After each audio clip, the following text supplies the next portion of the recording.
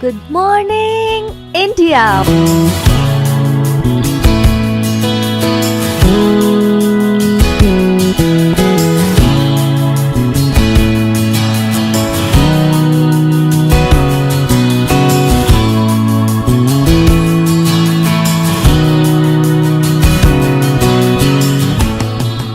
Monday to Friday. Back to back classes live from studio. आज ही subscribe करें WiFi study 2.0 channel. Good morning.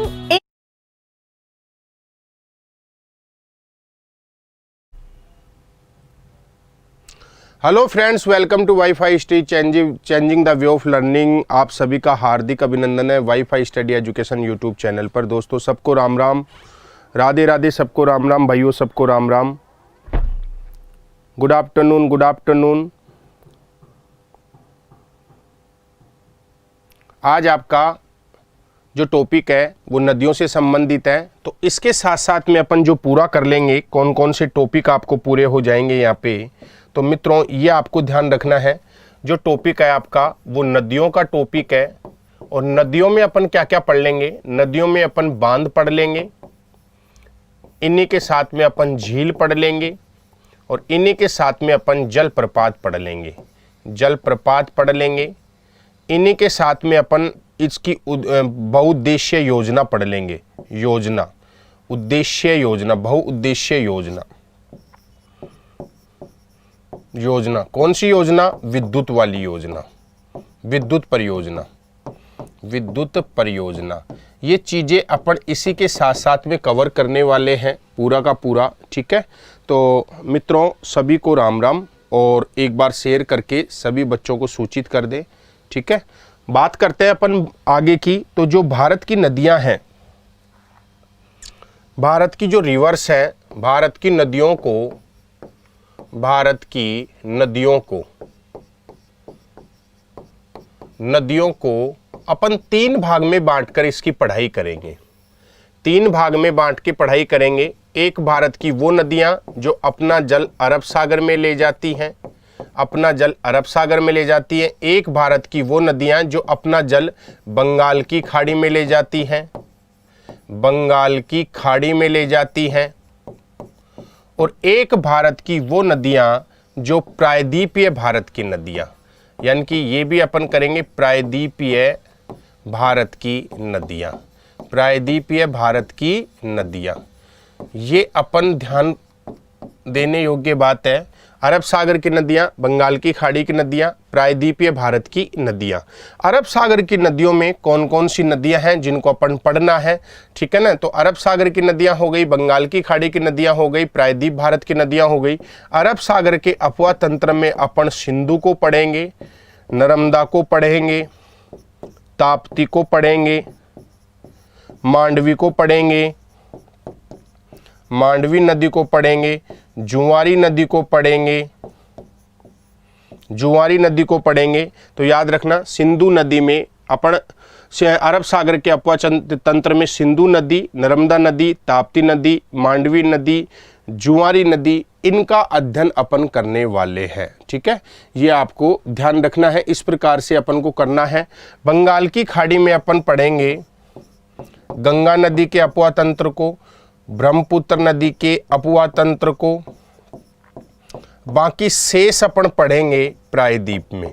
शेष कहाँ पढ़ेंगे? प्रायद्वीप में पढ़ेंगे। जैसे गोदावरी है, कृष्णा है, कावेरी है, ये नदियाँ अपन सारी की सारी यहाँ पढ़ेंगे। ये आपको ध्यान रखना है, तो ये आपको ध्यान रखना है। क्लियर है पूरा का पूरा। अब एक एक नदियों के बारे में अपन को चर्चा करनी है मेरे दोस्तों, कौन सी नदी कहाँ से, ठीक है। तो पूरा सिस्टमेटिक तरीके से इसको अगर समझोगे तो ये समझ में आ जाएगा। सबसे पहले अपन बात करते हैं सिंधु नदी के अपवा तंत्र की। सिंधु नदी के अपवा तंत्र की, सिंधु नदी के अपवा तंत्र की अपन सबसे पहले चर्चा करने वाले हैं। तो सिंधु नदी के अपवा तंत्र में अपन बात करते हैं सबसे पहले सिंधु नदी की।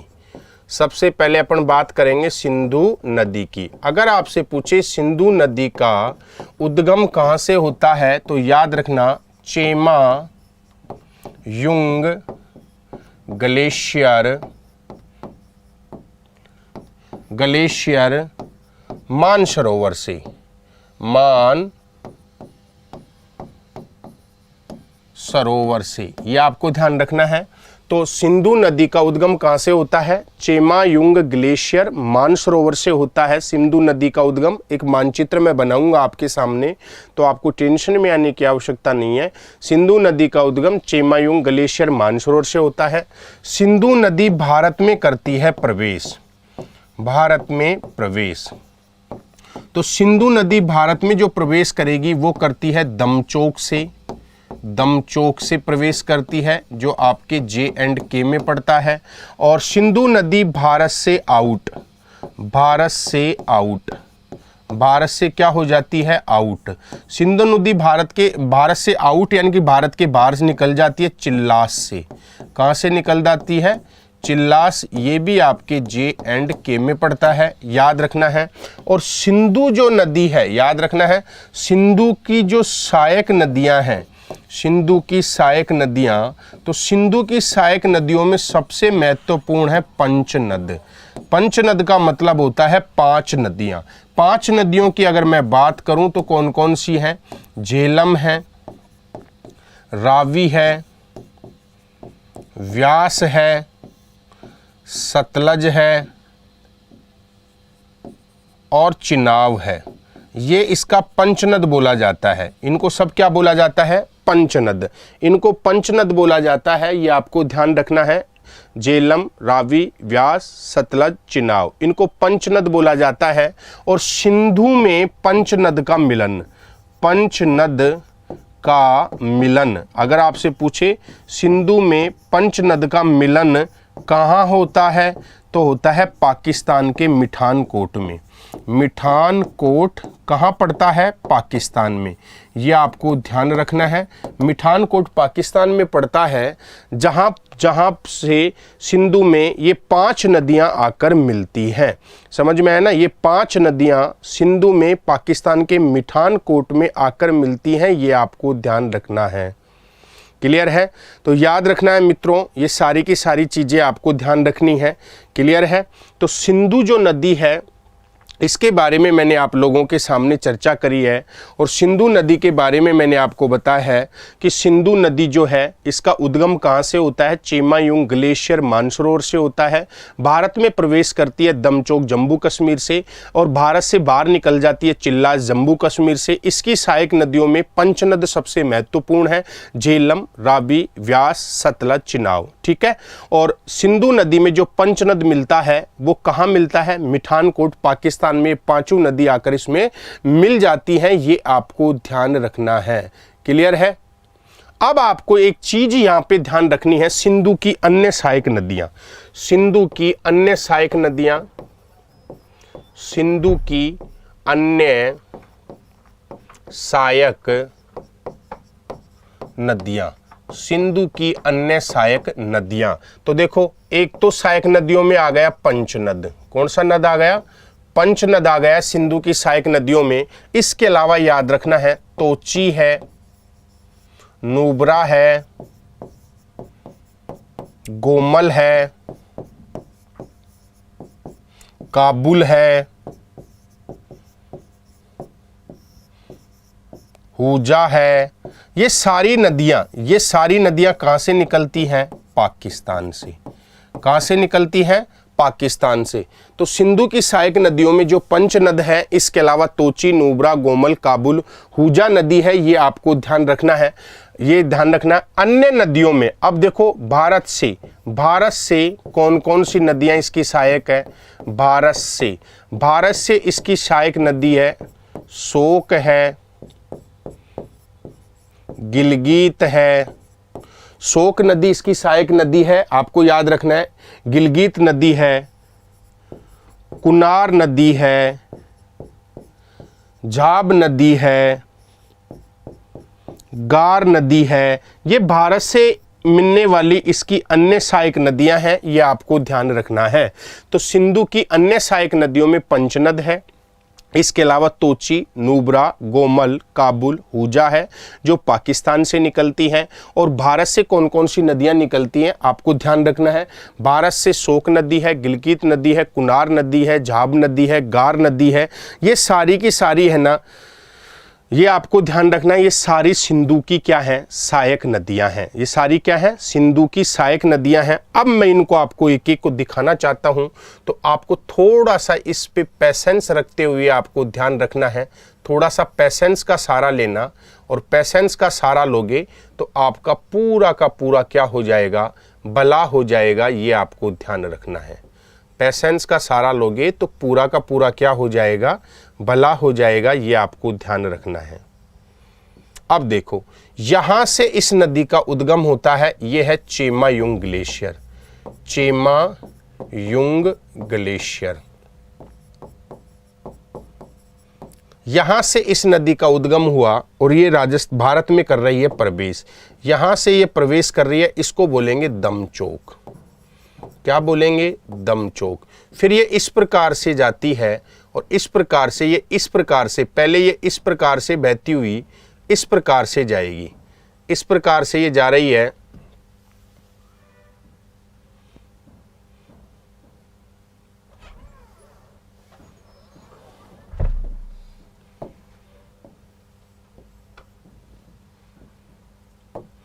ये इस प्रकार से बहती हुई इस प्रकार से बाहर निकलती है। ऐसे ये बाहर निकल गई।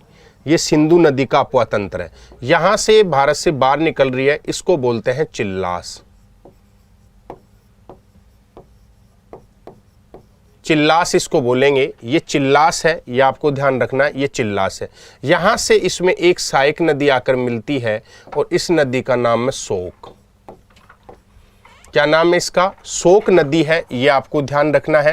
ये शोक नदी और सिंधु नदी इस प्रकार से ये बह रही है, इस प्रकार से ये बह रही है, इस प्रकार से ये बह रही है, ये बह रही है सिंधु नदी। ये सिंधु नदी इस प्रकार से बह रही है, ये आपको ध्यान रखना है। अब इसकी अन्य सहायक नदियों की मैं चर्चा करूं, तो अन्य सहायक नदियों की अगर मैं बात करूं मित्रों, तो देखो यहां से एक नदी निकलती है और इस प्रकार से आती है, इसका नाम है झेलम। मैंने जे लिखा, इसका मतलब समझ जाना, झेलम।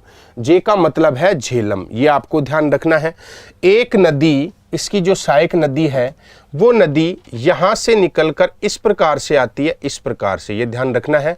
इस प्रकार से ये नदी निकलती है जिसका नाम है चिनाव। जिसका नाम क्या है, चिनाव। मैंने सी लिखा और ये नदी, ये चिनाव किस में मिल जाएगी, झेलम में जाके मिल रही है। ये आपको ध्यान रखना है। चिनाव किस में मिल गई, अब ये मिला दी मैंने झेलम में। क्लियर है। तो मैंने सी लिखा, इसका मतलब चिनाव है, ये आपको ध्यान रखना है। देन उसके बाद में आगे की मैं चर्चा करूं, तो एक नदी इस प्रकार से निकलती है और इस प्रकार से जाकर ऐसे मिल रही है, इसका नाम है आपके रावी। क्या नाम है, रावी। आर लिखा मैंने, तो समझ जाना ये रावी है, आपको ध्यान रखना है। ठीक है। एक नदी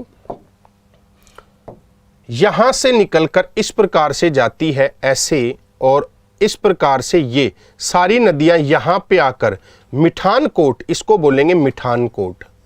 मिठानकोट, इसको क्या बोलेंगे, मिठानकोट।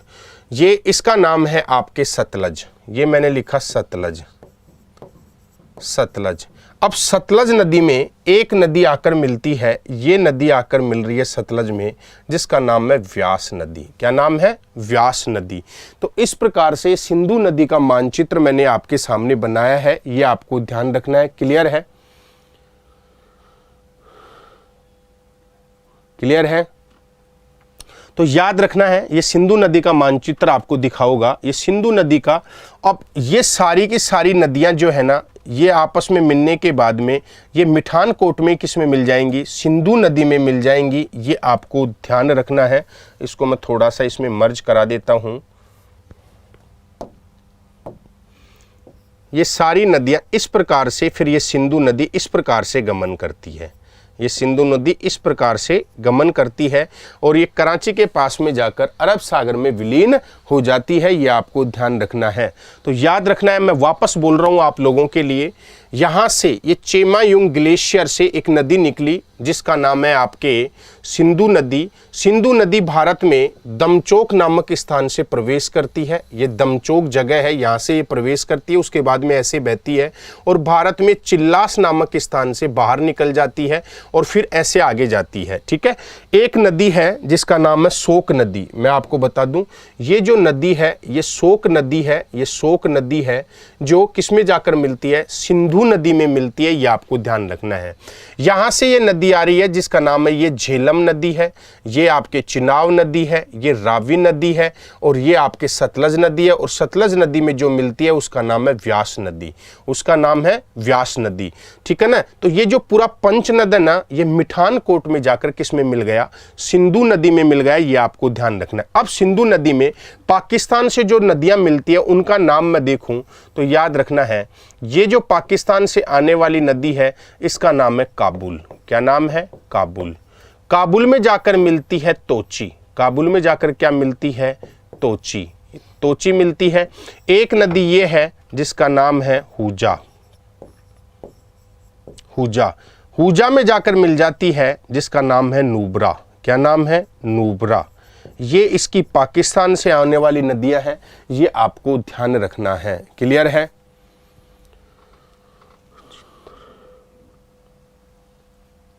क्लियर है? यहां तक कोई दिक्कत हो तो बताओ मुझे। समझ में आ गया पूरा का पूरा ये मानचित्र आपको? अब अपन बात करेंगे इनकी सहायक नदियों के बारे में। अपन बात करेंगे सहायक नदियां कहाँ से निकलती है। ठीक है, इन पे कौन से डैम है, तो ये आपको ध्यान रखना है पूरा का पूरा। शेयर आप करते नहीं हो तो शेयर भी कर दिया करो। अब मैं आगे की चर्चा करूं आप लोगों के सामने, तो एक चीज याद रखना, सिंधु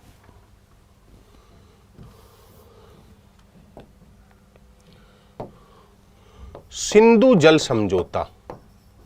सिंधु जल समझौता एग्जाम में पूछ लेता है। सिंधु जल समझौता कौन से देशों के बीच में हुआ? कौन से देशों के मध्य हुआ? कौन से देशों के मध्य हुआ? तो याद रखना भारत पाकिस्तान। भारत प्लस पाकिस्तान, इनके बीच में सिंधु जल समझौता हुआ है। सिंधु जल समझौता कब हुआ है ये भी इंपॉर्टेंट है। ये कई बार एग्जाम में पूछ लेता है कि सिंधु जल समझौता कब हुआ है, तो 19 सितंबर 1960। याद रखना है 19 सितंबर 1960। अब देखना, प्रधानमंत्री तो हमारे तो थे पंडित जवाहरलाल नेहरू। पंडित जवाहरलाल नेहरू। और पाकिस्तान के राष्ट्रपति थे, पाकिस्तान के राष्ट्रपति, कई बार एग्जाम में राष्ट्रपति का नाम आपसे पूछ लेता है तो याद रखना अयूब खान जी। यहां के राष्ट्रपति कौन थे? अयूब खान। अयूब खान। अयूब खान यहाँ के राष्ट्रपति थे। इन दोनों के बीच में सिंधु नदी के जल को बंटवारे को लेकर एक समझौता होता है जिसे सिंधु जल समझौते के नाम से जानते हैं। आपसे क्वेश्चन ये पूछा जा सकता है कि सिंधु जल समझौता कौन से दो देशों के बीच में हुआ है? भारत पाकिस्तान। कब हुआ? 19 सितंबर 1960 को।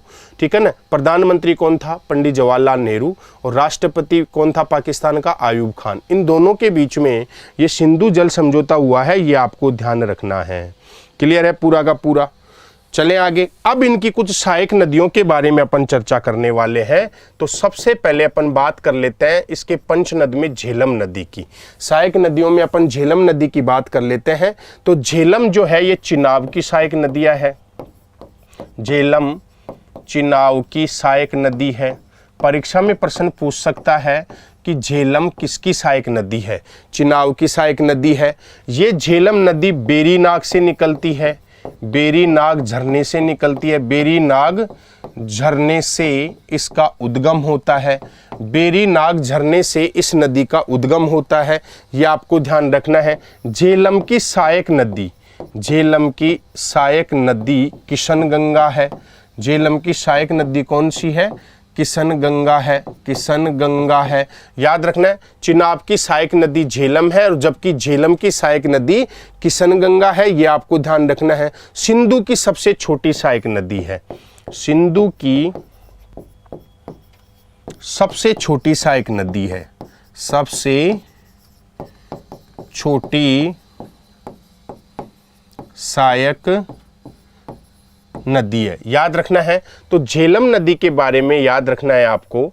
झेलम चिनाव की सहायक नदी है, बैरीनाग झरने से निकलती है, और झेलम की सहायक नदी किशनगंगा है, और ये सिंधु की सबसे छोटी सहायक नदी है। आपसे परीक्षा में ये पूछा जाएगा सिंधु की सबसे छोटी सहायक नदी कौन सी है, तो आपको बताना है झेलम, ठीक है ना। और झेलम किसकी सहायक है? चिनाव की। कहाँ से निकलती है? बैरीनाग से। और इसकी सहायक नदी कौन सी है? किशनगंगा है। ये आपको ध्यान रखना है। तो क्लियर है पूरा का पूरा? क्लियर है क्या? क्लियर है पूरा? नेक्स्ट अगली नदी की अपन चर्चा करें मेरे मित्रों तो व्यास नदी। अगली नदी है व्यास नदी। व्यास नदी के बारे में अपन चर्चा करें तो रोहितांग दर्रे से निकलती है। रोहितांग दर्रे से निकलती है। रोहितांग दर्रा हिमाचल प्रदेश में है, रोहितांग दर्रे से निकलती है, ठीक है ना, ये ध्यान रखना है। और जो व्यास नदी है ये सतलज की सहायक नदी है। व्यास किसकी सहायक नदी है?